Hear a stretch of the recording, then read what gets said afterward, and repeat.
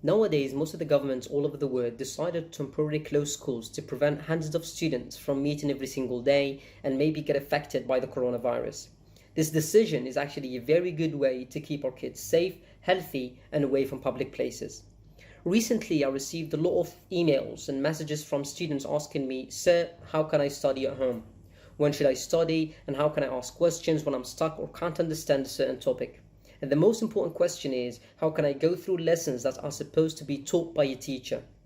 In this video, I will try to go through a couple of ways or advice for students on how to go through their distance learning or online learning strategies.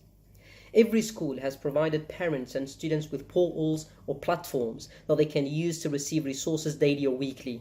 Now, those platforms differ from the use of ClassDojo to Edmodo to Doodle, Parents Portal, Team, and so on. If you are a student and you are using one of these platforms, the first thing you need to do is ask for the email of the subject teacher. That is the first step, because if you are in contact with the teacher through email, which is formal and professional, you have access to all the resources you need, since the teacher is the ultimate source. You can ask him questions about the topics or send him your work back when you're done, especially if you can't submit your work through the different platforms mentioned before due to technical problems. You don't want to waste time, so getting the teacher's email is your number one priority. Now, when you have access to the different online platforms offered by the schools, make sure you use them wisely, meaning download all the PowerPoints on your personal computer and put them in a file according to their order. Week 1, Lesson 1, Week 2, Lesson 2, and so on.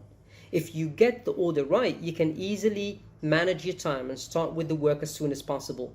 If you don't know which PowerPoint is for this week or that lesson, you can always email your teacher. Timing. The proper time to start studying at home in situations like these is to wake up early in the morning based on the timetable that you should have created. Start at 8, for example, from 8 to 9, physics. I have to check physics lessons, study the first lesson, go through the activities. You have access to the internet, you can look for examples, and when you're done, you can do your homework if you have one. If not, finish the activities and submit your work to your teacher through the platform or email. Done with physics. 9 to 10, maybe math. Go through the PowerPoints or the worksheet.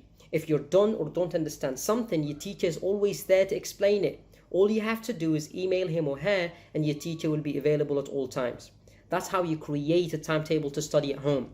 But don't forget to give yourself a break. Study 3 subjects, then give yourself a 30 minutes break. Remember that you are at home. You can do your work and have a snack at the same time. So in that break, talk to family. Have a word with mom and dad, with your little brother.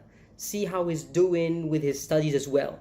Be positive, active, and helpful. After that break, go back to your studies, and at 1, call it a day. Go to your emails and start checking if you received anything from the teachers you've emailed and sent the work to. They should have responded by that time. Read their emails and take their notes and remarks into consideration. If your teacher takes time to reply, don't panic. Just remember that he has plenty of other students that he is replying to at the same time.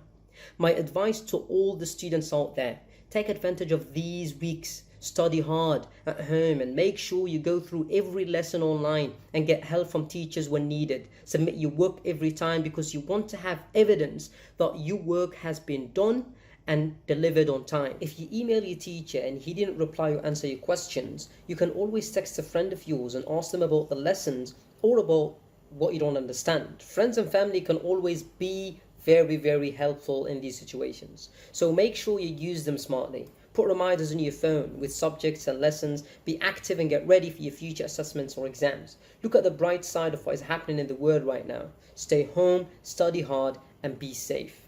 Peace.